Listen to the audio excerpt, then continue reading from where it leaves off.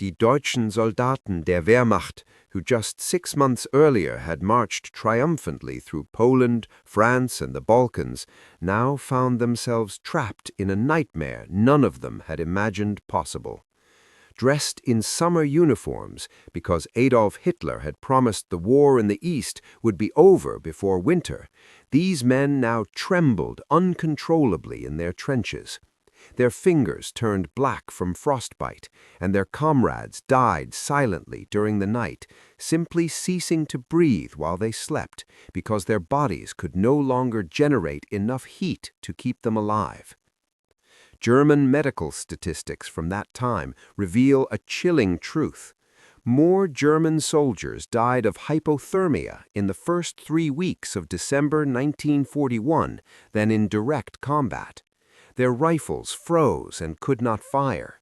Their Panzer tanks, proud war machines that had conquered half of Europe, were now immobile steel coffins because their engine oil had solidified like stone.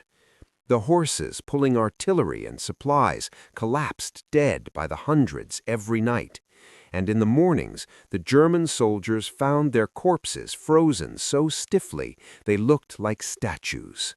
But the true nightmare had not yet begun. 25 kilometers from the most advanced German positions in the frozen suburbs of Moscow, Joseph Stalin was making the boldest and most devastating decision of the entire Second World War. In a secret meeting of the Soviet High Command that lasted exactly 12 minutes, Stalin ordered something even his most experienced generals considered suicidal madness: to launch a massive and immediate counteroffensive against the German forces, using all the strategic reserves the Soviet Union had been secretly amassing for months. This meant simultaneously deploying 2,400 T-34 tanks, the most advanced combat vehicles in the world at that time, along with 1,200,000 fresh soldiers brought from Siberia and Central Asia, men who had been trained specifically to fight in extreme Arctic conditions. Stalin knew something the Germans had not yet fully grasped, that the most powerful general in his army was not Zhukov or Rokossovsky, but General Winter, and that general was about to unleash his most relentless fury upon the invader. The night of December 5th, 1941, will be remembered forever as the night the Russian snow killed Germany. At 3 a.m., when the darkness was absolute and temperatures had plummeted to minus 36 degrees Celsius or minus 33 degrees Fahrenheit, the German soldiers shivering in their trenches began to hear something that froze their blood even more than the cold: a distant roar growing every second, the unmistakable sound of thousands of diesel engines approaching through the snow. The German sentries, staring into the darkness with their frozen binoculars, could not believe what they saw. Through the blizzard, falling horizontally, driven by 80-kilometer-hour winds, they distinguished the silhouette of a wall of tanks stretching from horizon to horizon. They were the T-34s, 2,400 of them advancing in tight formation, their wide tracks distributing their weight over the snow in such a way that they could move where the German Panzers sank irremediably. The design of the T-34 was a masterpiece of Soviet engineering. Its diesel engine, unlike the German gasoline engines, could function perfectly at extremely low temperatures. Its sloped armor was not only revolutionarily effective at deflecting enemy shells, but also allowed snow and ice to slide off without accumulating.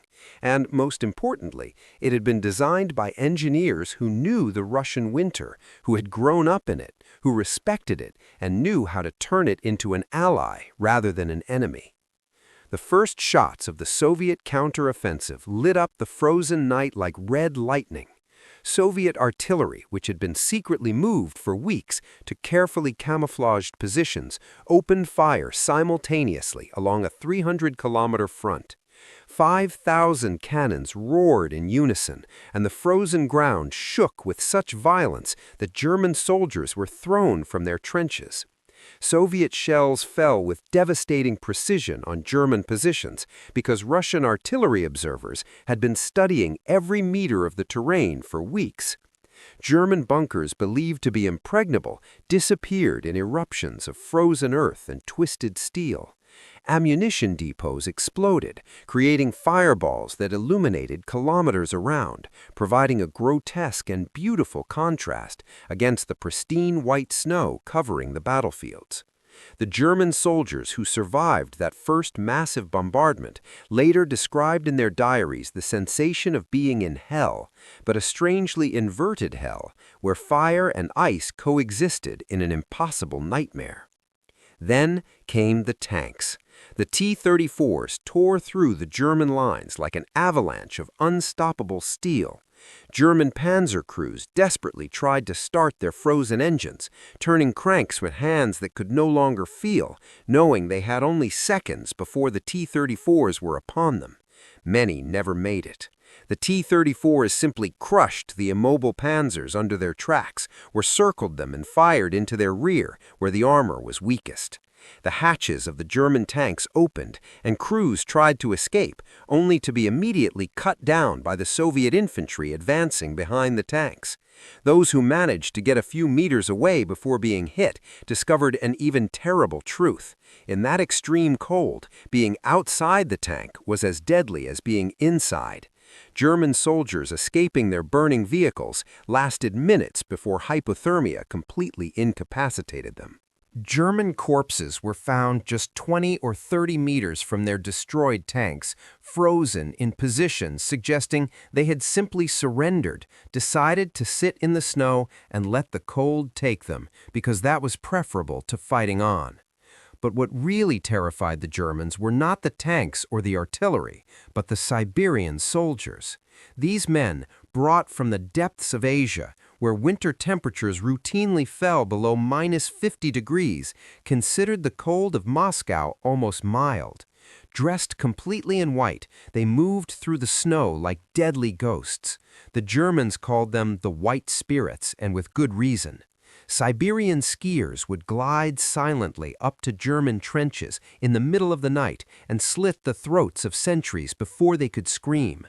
Siberian snipers, experts in Arctic camouflage, systematically eliminated German officers from distances of over 1,000 meters, impossible shots that materialized death out of nowhere. The Germans never saw where the shots came from. A German officer speaking to his subordinate would simply collapse with a clean hole in his forehead, and the soldiers around him would stare desperately at the white horizon, seeing absolutely nothing. The Siberian troops also brought with them something the Germans did not have: intimate knowledge of how to survive in extreme cold. They knew how to build snow shelters that provided effective insulation. They knew what to eat and when to eat to maintain body temperature. They knew how to keep their weapons functioning when metal became so cold that touching it with bare skin instantly tore off the flesh. This ancestral knowledge, passed down for generations in the most inhospitable regions of the earth, now became a decisive military advantage. In the first 6 hours of the counteroffensive, German forces lost 40,000 men. These were not traditional combat casualties. They were exterminated by a lethal combination no German military manual had contemplated: massive, coordinated Soviet fire combined with a murderous cold that turned every wound into a death sentence. A German soldier wounded in a conventional battle might have survived with proper medical attention, but in that cold, a wounded soldier who couldn't move died in minutes. Blood froze in the wounds before medics could arrive. The wounded left lying in the snow literally froze in puddles of their own solidified blood. German doctors worked frantically in field hospitals that were themselves below freezing because there wasn't enough fuel to heat them, performing emergency amputations of fingers, hands, feet, and limbs necrotic from frostbite while patients died of shock. The medical statistics of that battle are so horrific they were classified by the German High Command for decades because they would reveal the full scope of the disaster. It is estimated that 70% of all German casualties in the Battle of Moscow were caused directly or indirectly by the cold, not by Soviet weapons. Adolf Hitler, from his headquarters thousands of kilometers away, then made the decision that would definitively seal the fate of his troops. When his generals pleaded with him to authorize a strategic withdrawal to regroup in prepared defensive positions, Hitler refused flatly and issued his infamous order to resist to the last man. This order meant that German troops were forbidden to retreat even a meter, that they must hold their positions regardless of the circumstances, regardless of the cost in human lives. For an army that was literally freezing to death, that had no adequate supplies, that was being systematically destroyed by an enemy outnumbering and outgunning them, this order was essentially a massive death sentence. Generals who tried to protest were dismissed immediately. Guderian, one of Germany's most brilliant tank commanders, was relieved of command for simply suggesting a temporary tactical withdrawal. Hitler's message was clear. The Wehrmacht would conquer Moscow or die trying. There was no third option. The Soviets exploited this German rigidity with calculated brutality. Marshal Zhukov, commander of the defense forces of Moscow, had anticipated exactly this reaction from Hitler. He knew the German dictator's psychology, his pride, his refusal to admit defeat or error. So Zhukov designed his attacks specifically to turn German determination into a death trap. Instead of trying to break the German lines at a single point, the Soviets attacked simultaneously in dozens of different places, forcing the Germans to disperse their already scarce reserves. Then, when German forces were fully committed to defending a position, the Soviets simply surrounded it. The T-34s, with their superior mobility in deep snow, executed perfect pincer maneuvers, cutting German supply and communication lines. Entire German units, sometimes full battalions of over 1,000 men, found themselves completely surrounded, isolated, with no possibility of receiving supplies or reinforcements.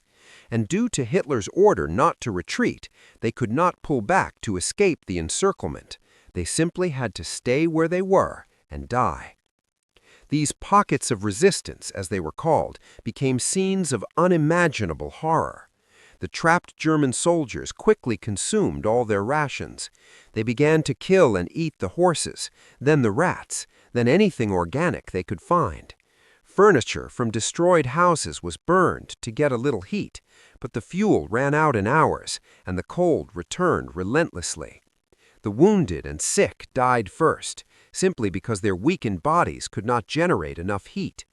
Then died those who had suffered frostbite in their limbs because gangrene spread rapidly and there were no antibiotics. Finally, even the strongest soldiers began to succumb. There are chilling testimonies from German soldiers who wrote in their diaries how they watched their comrades become slower, more confused, more lethargic, classic symptoms of severe hypothermia, until they finally lay down to sleep and simply never woke up. The Soviets were in no hurry to destroy these pockets of resistance. They knew the cold would do the work for them. They simply established sieges and waited, firing occasionally to keep the Germans awake and waste their ammunition, but mostly just waiting for the combination of hunger, cold, and despair to destroy the enemy from within. By December 10th, only 5 days after the start of the Soviet counteroffensive, German forces had been pushed back more than 100 kilometers. Military maps of the front changed dramatically every day. Territories the Germans had conquered after weeks of bloody fighting were lost in a matter of hours. Cities and towns occupied by the Wehrmacht now saw the return of the Red Army, and in every liberated city, Soviet soldiers discovered the atrocities the German occupiers had committed against the civilian population. This hardened their resolve even further. Soviet soldiers who found executed Russian civilians, raped women, and murdered children stopped seeing the Germans as military enemies and began to see them as monsters that had to be exterminated without mercy. The war on the Eastern Front lost any pretense of civility. It became a war of annihilation, where neither side gave nor asked for quarter. The Soviet T-34s demonstrated their technological superiority in a devastating manner. The tank's design had been revolutionary in several crucial aspects. Its 45-degree sloped armor meant enemy shells tended to bounce off rather than penetrate. Its 76mm cannon could destroy any German tank at distances where German guns could not penetrate the T-34's armor. But the T-34's true advantage in that infernal winter was its V2 diesel engine. This engine, designed specifically to operate in Russia's extreme conditions, could start reliably at temperatures that left German Panzers completely immobile. T-34 crews had been trained in special winter techniques. They lit small fires under the engine crankcase before starting to preheat the oil. They used special fuel mixtures that didn't freeze. They kept the tanks running continuously during operations to prevent the engines from cooling down.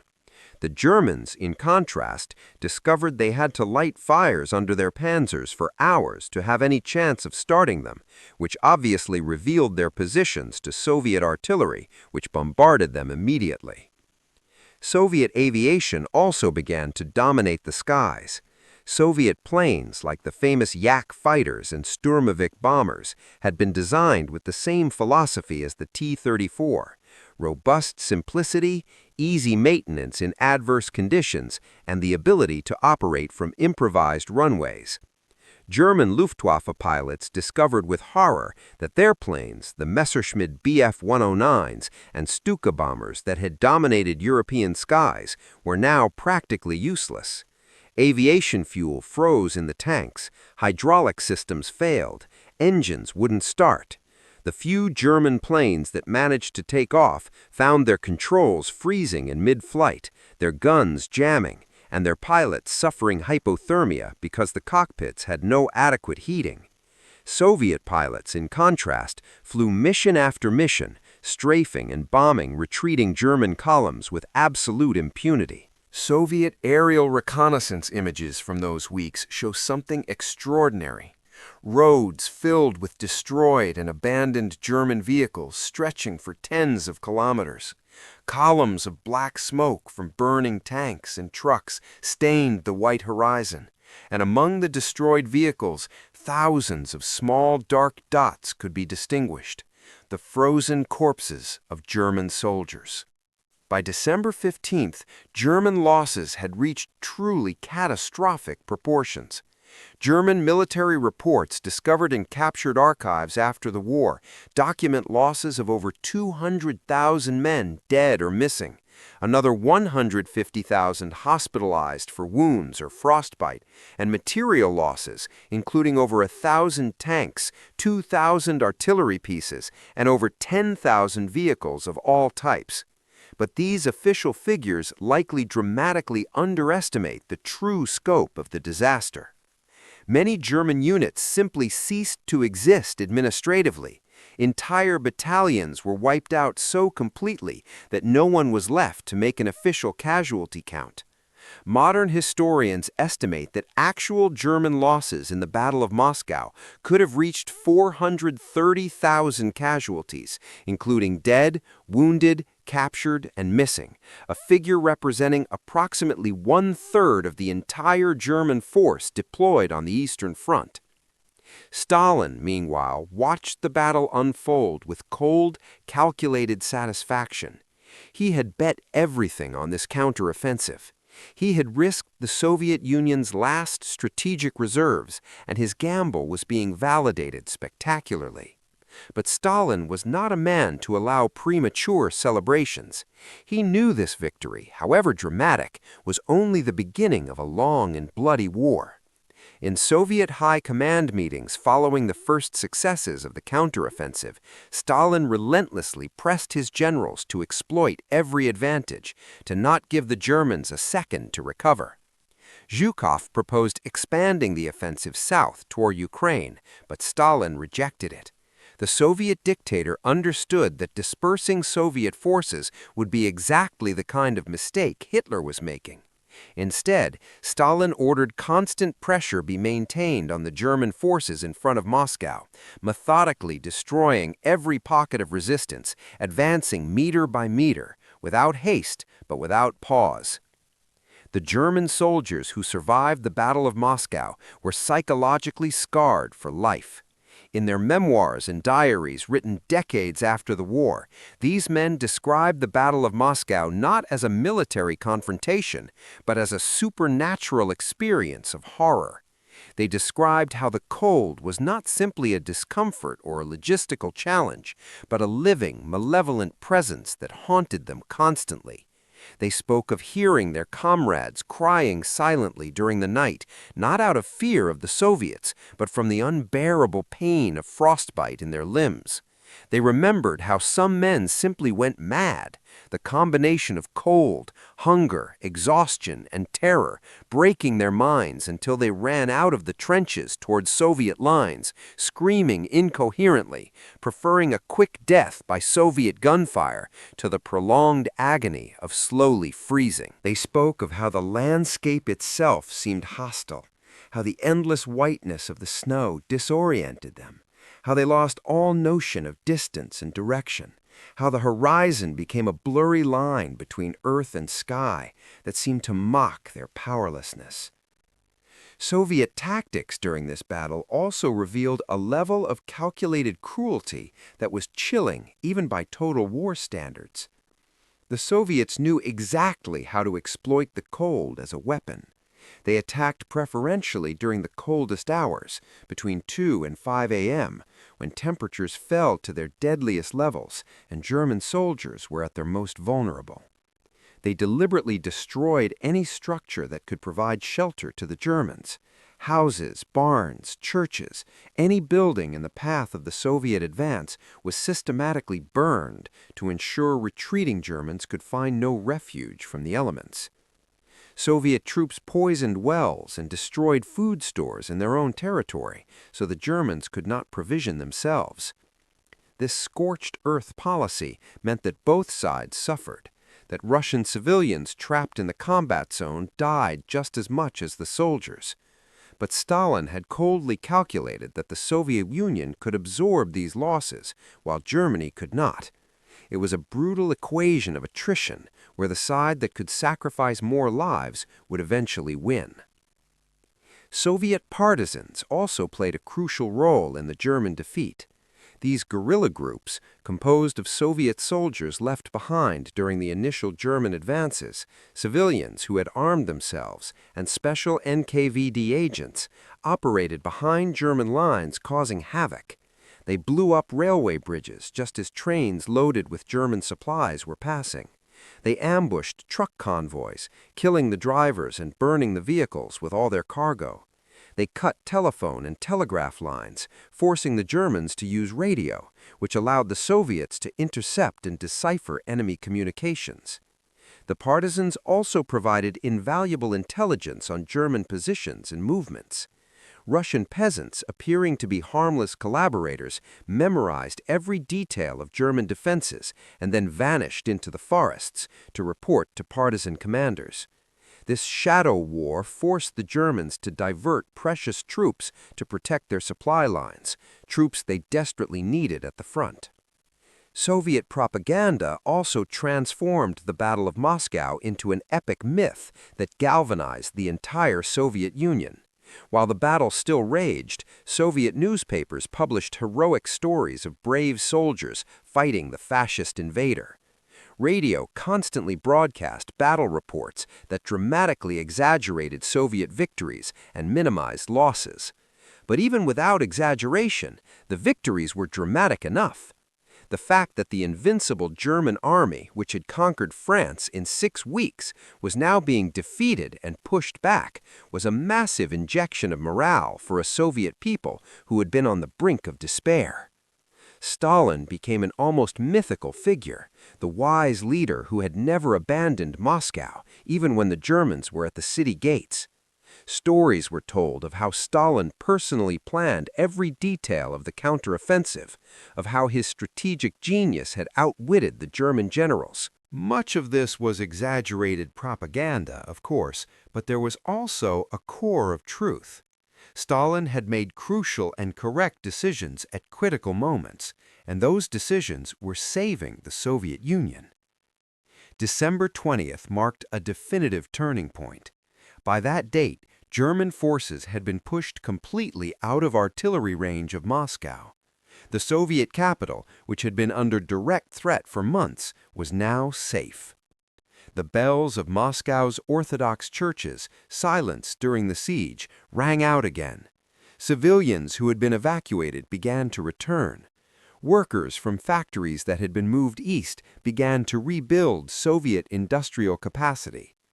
But for the Germans, December 20th marked the beginning of an even worse nightmare: the retreat. Retreating in an orderly fashion is one of the most difficult military maneuvers, even in the best conditions. Retreating in the middle of a Russian winter, pursued by a relentless enemy, without adequate supplies, without shelter, was something close to impossible. The German withdrawal from Moscow quickly turned into a disorganized rout.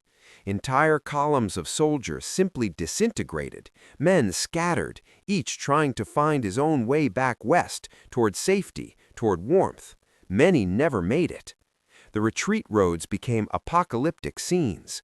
Abandoned German vehicles piled up on the sides of the roads, sometimes stacked in mounds of twisted metal where entire convoys had been hit by Soviet artillery. Frozen corpses of German soldiers lined the ditches, some still in a sitting position, as if they had simply decided to rest a moment and never got up. Soviet soldiers, advancing behind the retreating Germans, found strange and disturbing scenes. Groups of German soldiers who had frozen to death while huddled around the charred remains of campfires that had gone out. Their faces still showed expressions of desperate pleading, as if even in death they were begging for a little more heat. Some German corpses were found with pieces of human flesh in their backpacks, evidence that cannibalism had occurred among the most desperate soldiers. Historians debate to this day how widespread this practice was, but the fact that it occurred at all shows the depth of despair the Wehrmacht had reached. By Christmas 1941, the contrast between the German and Soviet situations could not have been more dramatic. In Berlin, Nazi propaganda tried desperately to maintain the illusion that everything was under control, that the pause in operations was temporary and strategic. But German families were starting to receive official telegrams informing them that their husbands, sons, and fathers had died in the East. The reality of the disaster was impossible to hide completely. In Moscow, by contrast, the celebration was genuine, though restrained. Soviet soldiers who had defended the city received medals and decorations. Parades of captured German equipment were organized through the streets of Moscow, a public demonstration that the enemy could be defeated. Stalin delivered a speech declaring that the Wehrmacht was no longer invincible, that the myth of German military superiority had been destroyed in the Russian snow. Military historians now consider the Battle of Moscow as the true turning point of World War II. Before Moscow, Germany had won every major battle. After Moscow, Germany would never again win a decisive strategic victory on the Eastern Front. The defeat at Moscow had consequences that extended far beyond the immediate battlefield. Japan, which had been considering attacking the Soviet Union from the east in coordination with Germany, decided against it upon seeing the German defeat. This allowed Stalin to move even more troops from Siberia to the Western Front. The United States, which had been observing the European war with concern but without direct commitment, saw that the Soviet Union could resist and decided to massively increase its material aid through the Lend-Lease program. Great Britain, which had been fighting alone against Germany since the fall of France, suddenly had a powerful ally inflicting massive damage on the Wehrmacht. The psychological consequences of the defeat at Moscow for the German army were perhaps even more significant than the material losses. The Wehrmacht had developed a sense of invincibility following its rapid and decisive victories in Poland, France, the Balkans, and Norway. German soldiers genuinely believed they were superior to their enemies, that their training, equipment, and leadership were unsurpassed. The defeat at Moscow destroyed this confidence.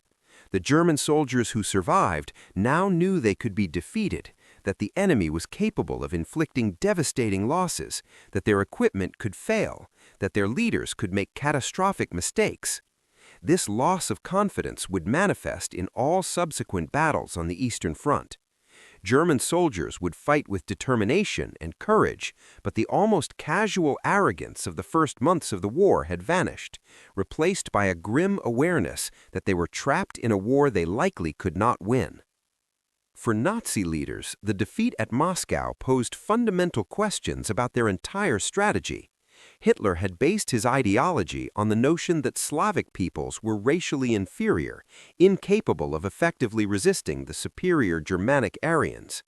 The reality of Russian soldiers fighting with ferocity and effectiveness, of Soviet generals executing brilliant strategic maneuvers, of Soviet tanks technologically outperforming the Germans, all this directly contradicted fundamental Nazi ideology. Hitler responded to this contradiction not by adjusting his ideology, but by doubling down on his fanaticism. He declared that the war in the East was a war of extermination, where there would be no room for mercy or compromise. He ordered that Slavic populations be treated with extreme brutality, that Soviet prisoners of war be deliberately left to die of starvation and exposure, that entire villages be burned in retaliation for partisan activity. This escalation of atrocities ensured that the war on the Eastern Front would become increasingly savage and ruthless. In January 1942, as winter continued its deadly grip on Russia, the Soviets launched a series of additional offensives designed to expand their initial gains. Stalin, emboldened by the success at Moscow, ordered offensives practically along the entire Eastern Front, from Leningrad in the north to the Caucasus in the south. This was likely a strategic error.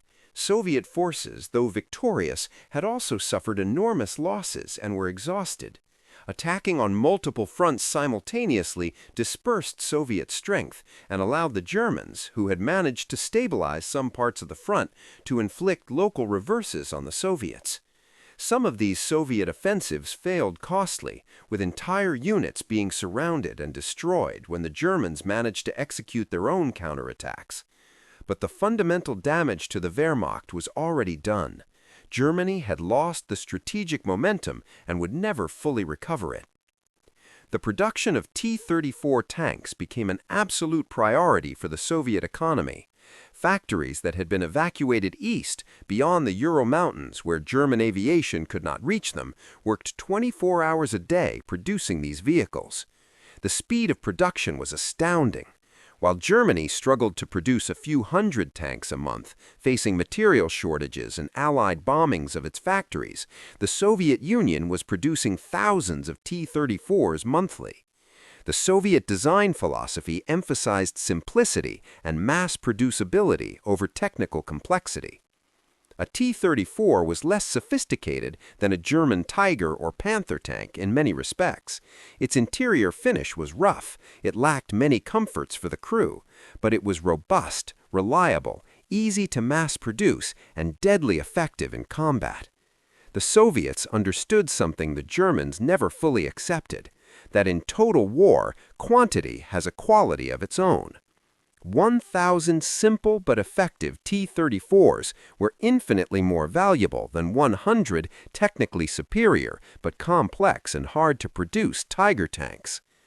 The 2,400 T-34s Stalin had unleashed in the Moscow counteroffensive were just the beginning. By the summer of 1942, that number had doubled. By 1943, it had quadrupled. By the end of the war in 1945, the Soviet Union had produced over 58,000 T-34s, the most mass-produced tank in human history. These tanks would form the backbone of Soviet offensive power for the rest of the war, carrying the Red Army from Moscow to Berlin in a campaign of 3.5 years of almost uninterrupted advance. Stalin's decision to risk so many T-34s in the Battle of Moscow when the Soviet Union was still desperately vulnerable had been a tremendous gamble. If the counteroffensive had failed, if the Germans had managed to destroy those 2,400 tanks without suffering a decisive defeat, the Soviet Union might not have had enough armored strength to stop future German advances. But the gamble had worked spectacularly, and now Stalin had both the industrial capacity and the strategic confidence to continue producing T-34s in numbers the Germans simply could not match. Tactics for employing the T-34 also evolved as the war progressed.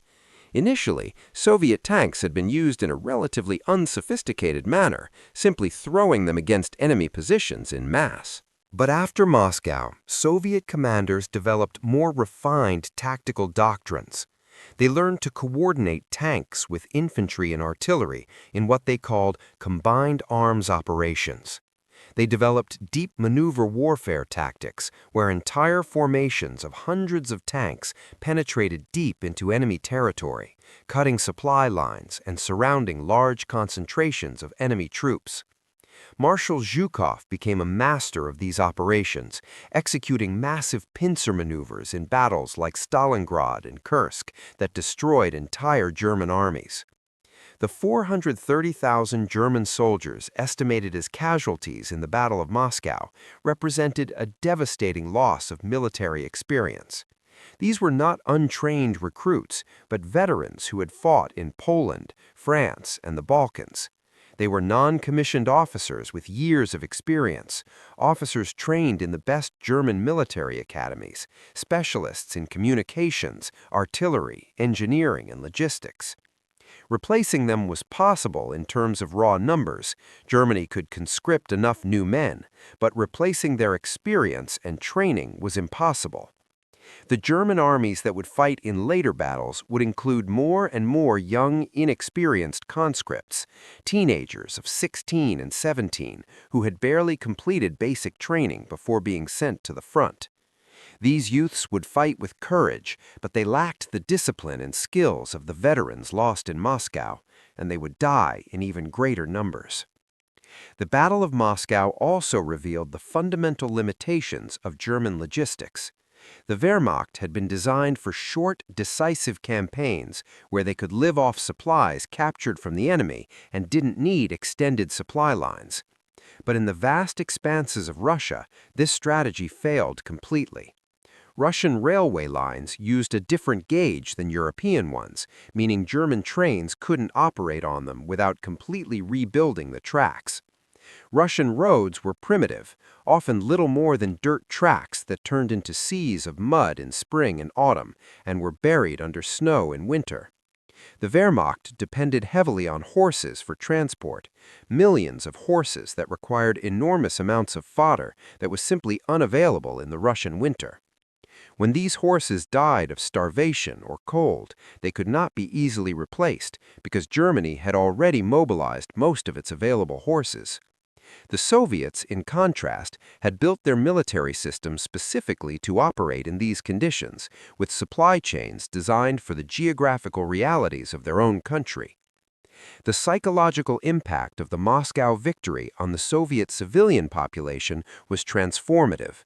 During the first months of the war, when the German army had advanced seemingly unstoppably, conquering Ukraine, Belarus, and approaching Leningrad and Moscow, many Soviet civilians had begun to believe defeat was inevitable. Soviet propaganda had been effective in generating hatred toward the invaders, but hatred alone is not enough if there is no hope of victory. Moscow provided that hope. It demonstrated that the Red Army could not only stop the Germans, but defeat them decisively. This galvanized the Soviet war effort at every level. Factory workers worked even longer shifts, often sleeping beside their machines to maximize production. Women joined the army in unprecedented numbers, not just in support roles, but as direct combatants, piloting planes, driving tanks, serving as snipers. Soviet scientists and engineers developed new weapons and improvements to existing ones with impressive creativity. The entire Soviet society mobilized for total war in a way that probably no society before or since has achieved.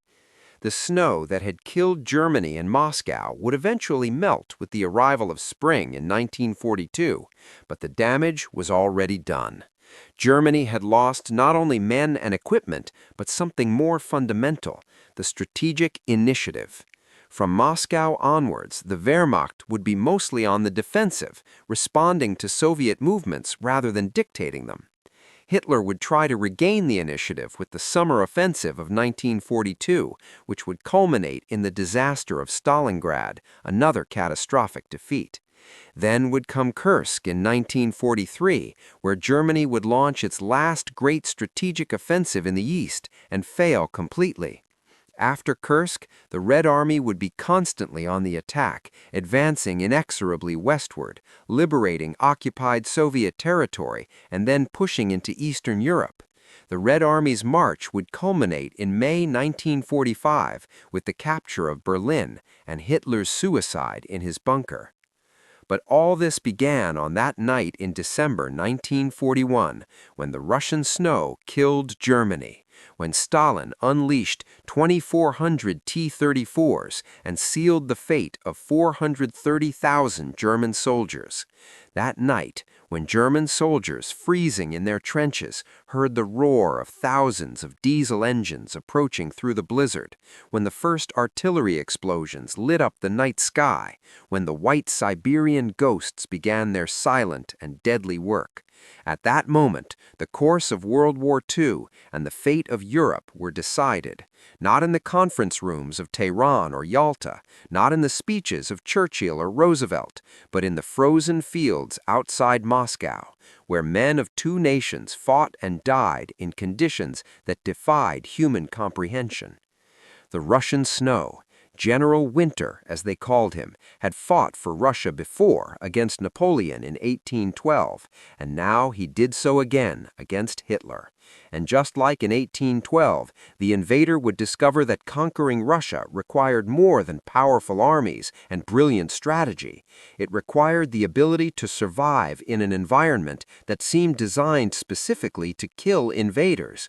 And that ability was held only by those who had been born and raised in that unforgiving land. If you enjoyed this dramatic story of how Stalin and General Winter destroyed Hitler's ambitions at the gates of Moscow, make sure to subscribe to this channel so you don't miss more shocking stories about the moments that changed the course of world history. Hit like if this narrative kept you on the edge of your seat, and comment below on what other episodes of World War II you would like us to explore with this level of detail.